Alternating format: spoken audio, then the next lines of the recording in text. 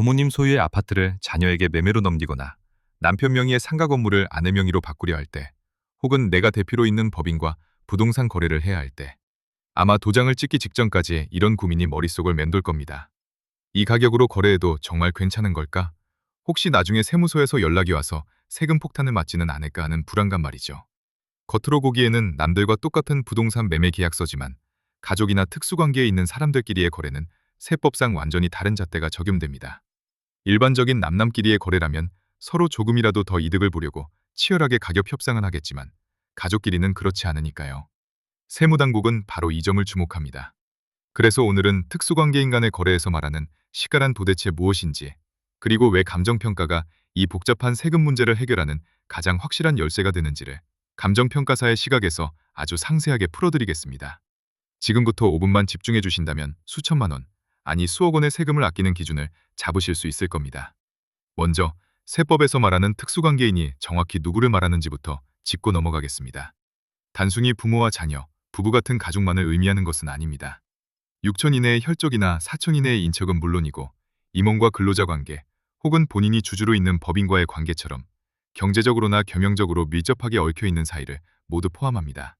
세법이 이들을 특수관계인으로 묶는 이유는 아주 단순합니다. 서로의 이익을 위해 가격을 마음대로 조작할 수 있는 사이하고 보기 때문입니다. 예를 들어 아버지가 아들에게 시세 10억 원짜리 아파트를 5억 원에 판다면 아버지는 양도세를 적게 내서 좋고 아들은 싸게 사서 좋겠지만 국가 입장에서는 걷어야 할 세금이 줄어드는 셈이 됩니다. 그래서 세법은 이런 거래를 색안경을 끼고 볼 수밖에 없습니다. 그렇다면 세무서는 어떤 기준으로 이 거래가 정상인지 비정상인지를 판단할까요? 그 기준은 딱 하나, 바로 시가입니다.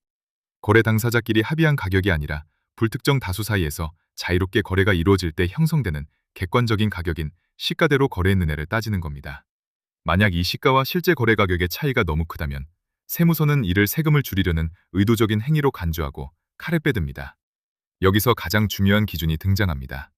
상속이나 증여세법에서는 시가와 거래가액의 차이가 시가의 30% 이상이거나 그 차액이 3억 원 이상일 때 이 둘 중 적은 금액을 기준으로 삼아 그 초과분을 증여재산가액으로 봅니다. 쉽게 말해 시세보다 너무 싸게 팔면 그 차액만큼을 공짜로 준 것으로 보고 증여세를 물리겠다는 뜻입니다. 반대로 너무 비싸게 사줘도 마찬가지입니다. 이득을 본 사람에게 증여세가 부과됩니다. 그런데 여기서 많은 분이 헷갈려 하시는 부분이 있습니다. 도대체 그 시가라는 게 뭐냐는 겁니다. 부동산 앱에 나와 있는 호가일까요? 아니면 국토부 실거래가 조회에 뜨는 옆 동네 아파트 가격일까요? 안타깝게도 세법상 시가는 그렇게 단순하지 않습니다. 아파트는 그나마 유사한 매매 사례가 많아서 비교가 쉽지만 단독주택이나 꼬마 빌딩, 토지 같은 경우에는 옆 건물이 얼마에 팔렸다고 해서 내 건물도 그 가격이라고 주장하기가 매우 어렵습니다. 건물의 모양도, 도로 사정도, 층수도 다 다르기 때문입니다. 이때 세무당국이 가장 신뢰하고 우선적으로 인정하는 시가가 바로 감정평가액입니다. 두 이상의 감정평가법인이 평가한 금액의 평균, 혹은 기준시가 10억 원 이하의 부동산이라면 한 곳의 감정평가법인이 평가한 금액이라도 세법상 시가로 인정받을 수 있습니다. 즉, 감정평가액은 세무서에 우리는 자의적으로 가격을 정한 게 아니라 전문가가 산정한 객관적인 시가대로 거래했습니다. 라고 증명할 수 있는 가장 강력한 방패가 되는 셈입니다. 이 원리는 양도소득세 계산에서도 똑같이, 아니 오히려 더 엄격하게 적용됩니다.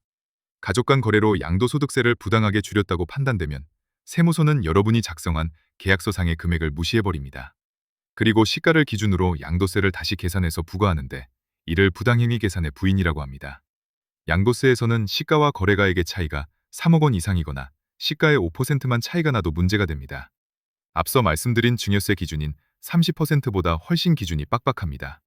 시가 10억 원짜리 부동산이라면 5천만 원만 싸게 팔아도 세무조사의 대상이 될 수 있다는 뜻입니다. 결국 양도세 폭탄을 피하기 위해서도 정확한 시가 산정은 필수적입니다.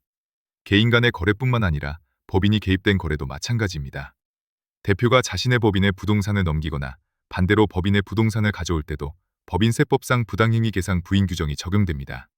법인의 자산을 헐값에 가져오거나 비싸게 넘겨서 법인의 이익을 해치거나 세금을 줄였다면 정상적인 시가를 기준으로 법인세를 다시 계산하게 됩니다.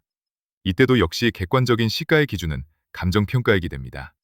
그렇다면 감정평가사는 무조건 의뢰인이 원하는 대로 금액을 맞춰주는 걸까요?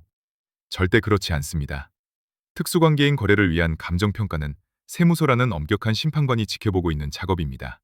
그래서 인근의 거래 사례, 경매 낙찰 가격, 시장의 임대료 수준 등 모든 자료를 종합적으로 검토해서 세무서가 인정할 수 있는 적정 범위를 찾아냅니다.